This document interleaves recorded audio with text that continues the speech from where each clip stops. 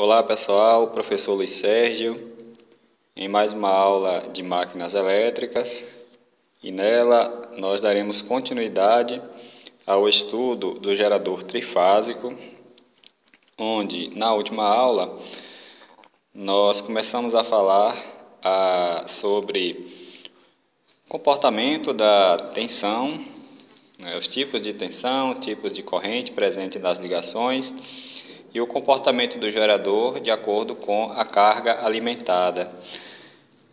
Então, vimos aí na última aula o que acontece quando o gerador alimenta cargas resistivas, cargas capacitivas e cargas indutivas. Fazendo o resumo aí das características, nós vimos que em cargas resistivas,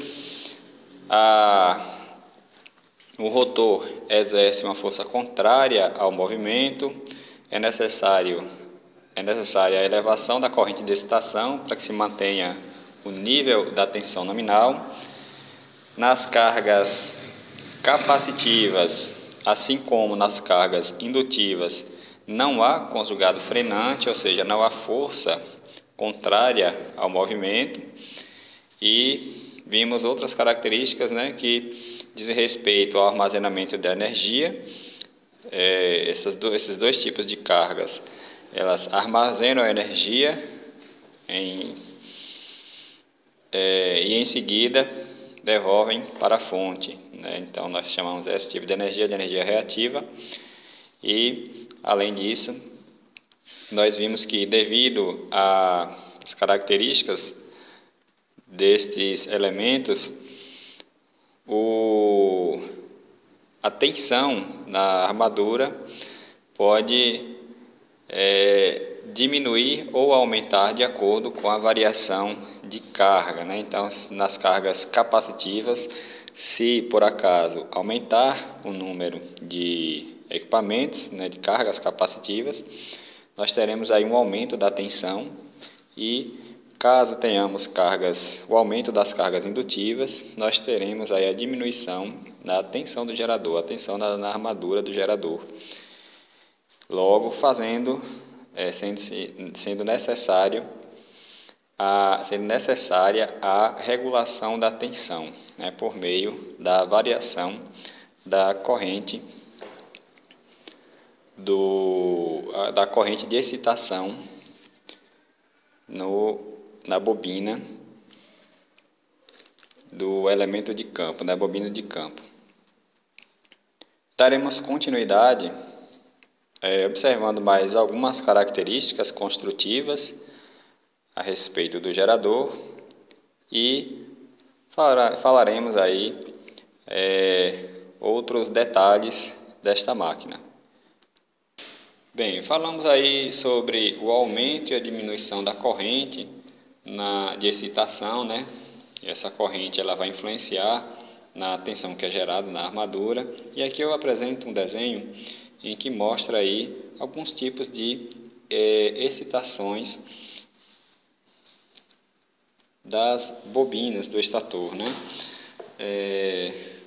Quer dizer, pode estar no estator ou não, Então nós temos aqui uma forma de excitação que é chamada excitação por escova. Nessa excitação por escova, assim como nós vimos nos geradores de corrente contínua, a excitação, nós temos um equipamento que vai alimentar externamente a bobina de campo. Então nós temos aqui uma bobina, aqui é o rotor, ele estava indicando aqui o rotor, aqui é o eixo, Então está em corte o desenho. Então nós temos aqui o núcleo do rotor acoplado ao eixo e rodeando aí o rotor nós temos as bobinas, Essas bobinas estão sendo alimentadas externamente, Elas são alimentadas aqui externamente e o meio de acoplamento de interligação entre essa fonte externa e a bobina é por meio de escovas, né? Então nós temos essa forma de excitação, a excitação por escovas, e nós temos uma outra forma de excitação, né, que eu vou mostrar agora o desenho de na verdade um diagrama elétrico que representa aí a outra forma de excitação. Opa. Então essa figura aí indica uma outra forma de excitação, essa já sem as escovas, uma alta excitação. E o que acontece neste caso é que nós temos uma bobina que irá gerar a corrente que vai alimentar a bobina do enrolamento de campo, que gera o campo magnético do gerador. Então, conforme a máquina gira, né, funciona, né, é gerada aqui uma corrente nessas bobinas. Essa corrente será do tipo alternado, então ela vai passar aqui por retificadores, por diodos, né, e será enviada aqui para o enrolamento principal, que vai gerar o campo magnético. Então nós temos aí a chamada excitação sem escovas, ou brushless, e é uma outra forma de excitação, né? Bem semelhante às formas de excitações que nós vimos aí para os geradores de corrente contínua.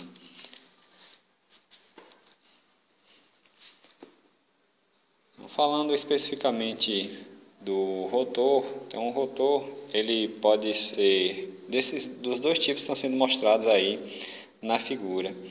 Eles podem ser do tipo rotor liso, rotor de polos lisos, desculpa, em que o entreferro é constante. O entreferro é o espaço entre o rotor e o estator. Então vamos supor que seja em vermelho o estator, e esse espaço aqui entre o estator e o rotor é chamado de entreferro. Então o rotor de polos lisos possui um entreferro constante, né? Essa parte mais externa aqui, ó, ela é constante, ela não tem um distanciamento muito grande dessas partes internas aqui, ó. Então, além do rotor de polos lisos, nós temos o rotor de polos salientes. Polos salientes já apresentam aí uma descontinuidade no entreferro. Então, mais uma vez, o entreferro, a distância aqui entre esse espaço entre o estator e o rotor, e o entreferro agora já tem uma certa descontinuidade, né? Tem uma abertura aqui, né? Essas aberturas aí caracterizam o rotor de polos salientes.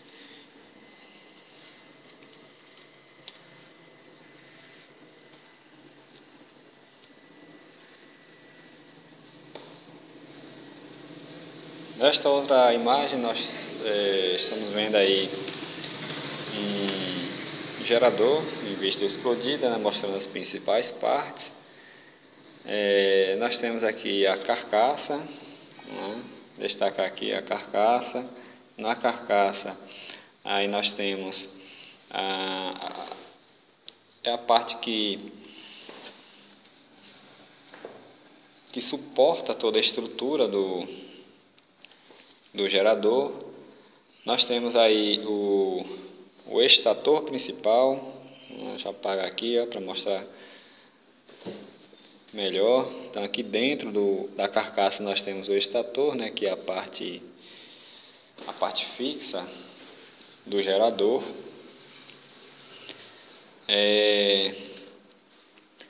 Temos aqui o rotor, que pode ser a armadura deste gerador, assim como pode ser também o enrolamento de campo. Então isso varia muito de gerador para gerador. E as demais partes, né? As principais, gostaria de destacar, nós estamos estudando aí, né, o rotor, o estator, aí o comportamento destas partes aí do gerador. Temos aqui uma outra imagem, né, que mostra um gerador real. Então, este equipamento aqui é chamado de diesel gerador. Este gerador, o gerador propriamente dito, é essa estrutura aqui, ó. Esse aqui é o responsável pela geração da tensão. E aqui atrás nós temos um motor a combustão que está acoplado aí, né, ligado ao gerador e faz o gerador funcionar. Beleza? Então, nós temos aí um gerador real, aqui a sua respectiva placa de identificação, indicando aqui as principais informações desse gerador. Então, vamos ver se dá para a gente aproximar um pouquinho aqui. Ver se dá para mostrar algumas características, né? Deixa eu ver se dá um zoom. Não dá não. Tá, mas vamos tentar destacar algumas informações aqui, ó. Então nós temos aqui um gerador em que gera aí 450 volts. Aqui é dado o modelo do gerador. Fator de potência 0,8. E daqui já não dá para ver muita coisa mais.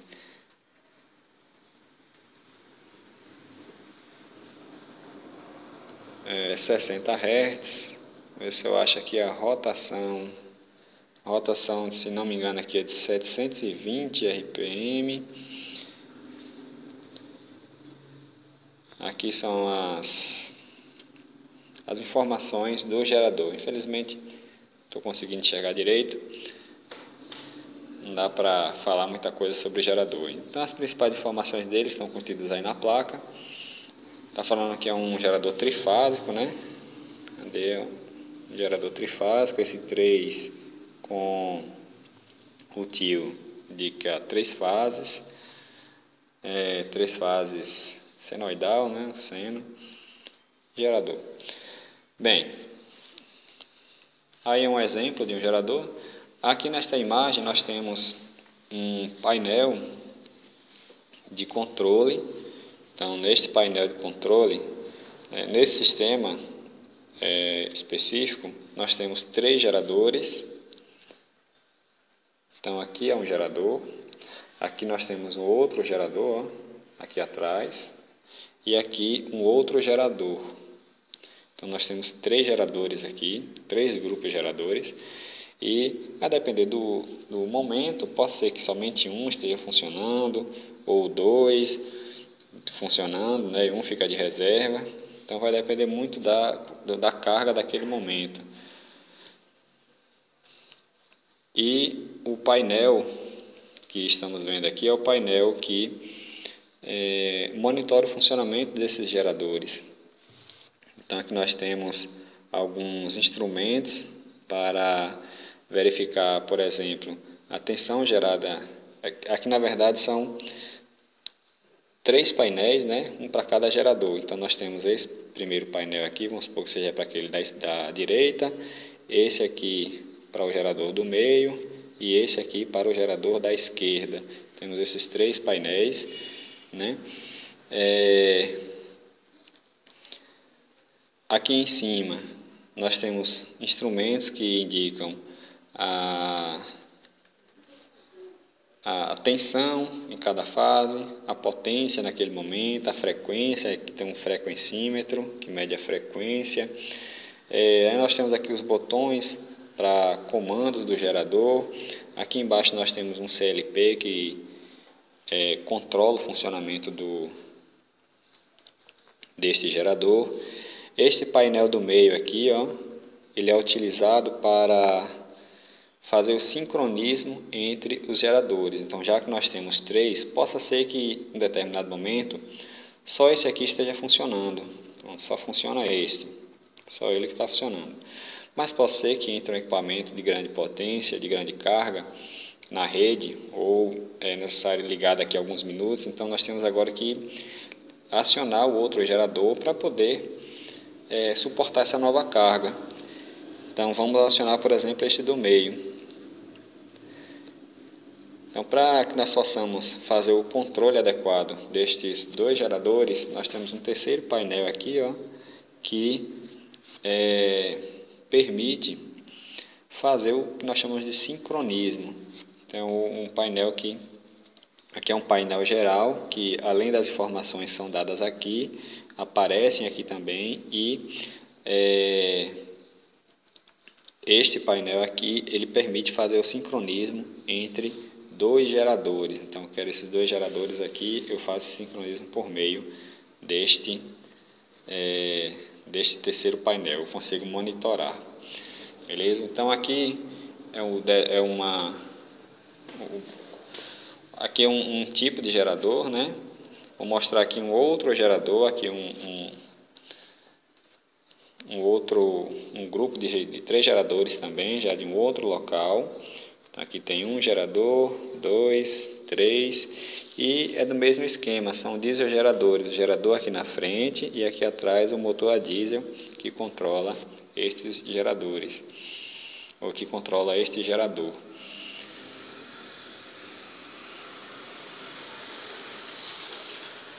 Aqui o painel do qual eu me referia, né, que possui os instrumentos aí para controle do que está se passando no gerador. Então, aqui é uma foto aproximada do que está acontecendo aqui à esquerda. Então, nós temos um indicador de potência em kilowatts dos 3 geradores, né? Temos aqui um instrumento que indica a tensão entre os 2 geradores, a tensão entre 2 geradores, né? Ele vai dizer aí qual é a tensão que está sendo gerada nos 2, a frequência dos 2 geradores, então nós temos um frequencímetro. Se não me engano, este aqui é para indicar a potência total do sistema. Então, esse aqui gera uma determinada potência, esse aqui gera uma determinada potência, o somatório aparece neste instrumento. E este instrumento aqui é um reloginho chamado relógio síncrono, que é utilizado para o sincronismo entre 2 geradores, né, para colocar os 2 geradores funcionando ao mesmo tempo. Então, se houver oportunidade, em sala de aula eu mostro no vídeo para vocês de uma operação de sincronismo entre os geradores, né? Isso vai do tempo que nós tivermos lá em sala de aula.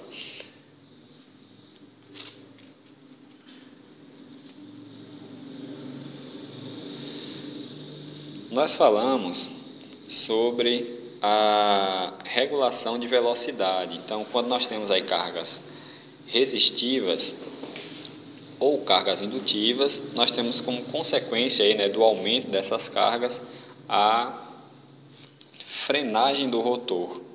Então, quanto mais motores entram no circuito, mais força contrária o rotor vai ter ao seu movimento. Lembre que nós temos aí, no caso das fotos, diesel geradores, né? Nós temos motores a combustão que estão acoplados ao gerador, estão fazendo o gerador girar. Então, esses motores eles começam a sentir um pouco de dificuldade, né, quanto mais cargas são injetadas no sistema. Então, para compensar essa diminuição da velocidade, nós temos agora que injetar combustível no gerador para que a tensão, para que a rotação ela se mantenha constante, ela volte para a rotação nominal. E isso é feito por meio de um equipamento chamado de regulador de velocidade, que está acoplado ao próprio gerador. Então aqui é um exemplo de um regulador de velocidade. Esse regulador de velocidade ele é do tipo mecânico. Então nós temos aqui um mecanismo que fica dentro do regulador, né? Tem essas duas bolinhas aqui, dois pêndulos, e à medida que o motor entra em funcionamento, esses pêndulos estão acoplados a um eixo do motor. Então, ó, estes pêndulos estão acoplados aqui diretamente a um eixo, que está ligado ao motor. Vamos supor que o eixo passe aqui, ó, por dentro do motor, e conforme a rotação, essas bolinhas aqui elas ficam em determinada posição. Então, se a rotação aumentar, a bolinha aqui, ó, ela tende a subir um pouquinho, ó. Ou então, se a rotação diminuir, as bolinhas, né, devido à força centrífuga, elas tendem a diminuir, a baixar, né? Então, se por acaso a velocidade aumentar, as bolinhas irão subir, né? Isso aqui irá consequentemente baixar, né? Irá puxar esse mecanismo todo aqui para a esquerda.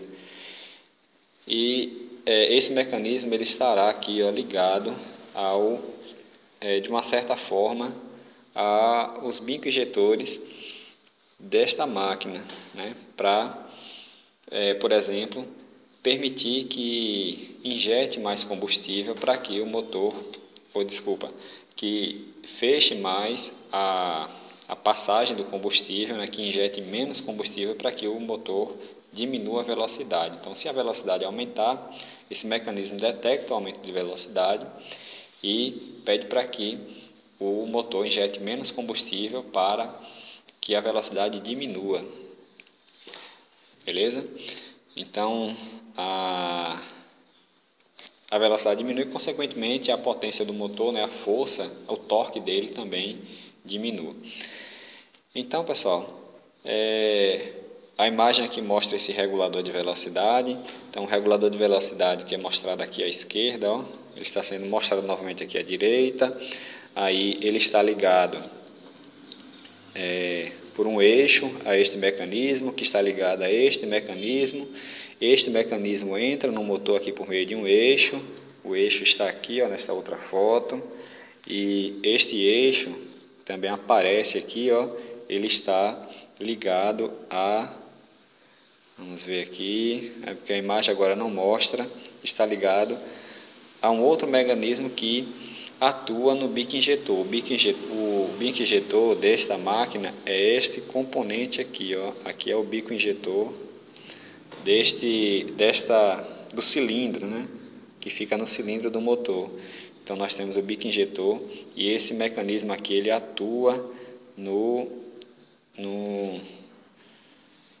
outro mecanismo que tem dentro do bico injetor, aumentando ou não o fornecimento de combustível de acordo com a velocidade. Beleza?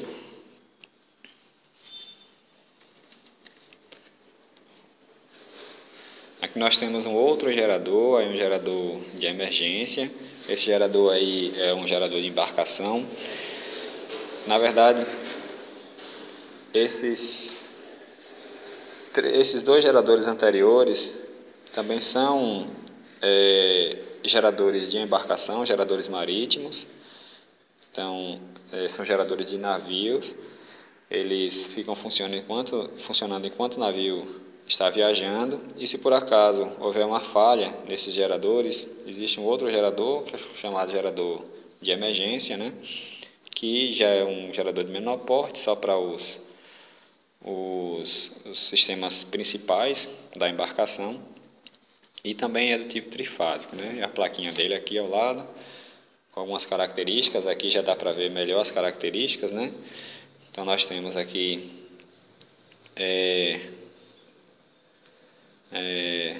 modelo, algumas características referentes ao modelo, a tensão que ele gera, né? 415 ou 450, 115, a potência que ele consegue gerar, 200 kW, trifásico, 60 Hz. Outra informação importante seria, cadê ele? Não mostra a rotação, né? Nessa placa não mostra, mas em algum outro local deve mostrar aí a rotação dele. E para finalizarmos o slide, né, aqui é o painel dele, né, o painel desse gerador, que mostra aqui, além dos botões aqui para comando, nós temos os instrumentos que indicam aí as informações principais, a potência, a frequência que ele está gerando e a tensão que ele gera naquele momento. Então, para finalizar,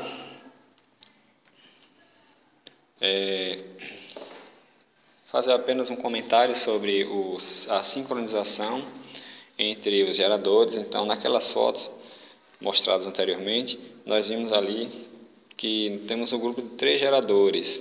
Então, se precisarmos colocar, por exemplo, dois deles em funcionamento devido ao aumento de carga, é possível colocar. Mas para isso nós temos que nos atentar a algumas condições para que nós possamos colocar estes equipamentos em funcionamento. E quais são as condições? A primeira delas é com relação ao nível de tensão. Então, todas as máquinas têm que ter as mesmas características. Então, se por exemplo, essa daqui gera 380, essa daqui é que está na barra, né, que nós chamamos, está em funcionamento nesse momento. Se essa daqui está gerando 380 volts, essa daqui também tem que gerar 380. Ela não pode gerar nem mais nem menos. Beleza? Então nós temos que ter o mesmo nível de tensão, nós temos que corrigir a sequência das fases. Então, essa daqui, esse terminal aqui, ó, gera a fase R, esse aqui também tem que gerar o R. Esse aqui gera o S, esse também tem que gerar a fase R. E esse aqui gera a fase T, esse aqui também tem que gerar a fase T. Então, todos têm que ter a mesma sequência de fases, né? E se por acaso houver defasagem entre as fases, temos que corrigir também. Defasagem como? Então, vamos supor que a fase R, neste momento, do gerador 1, esteja dessa forma. E a fase R do gerador 2 esteja um pouquinho atrasada. Então, nós temos que fazer com que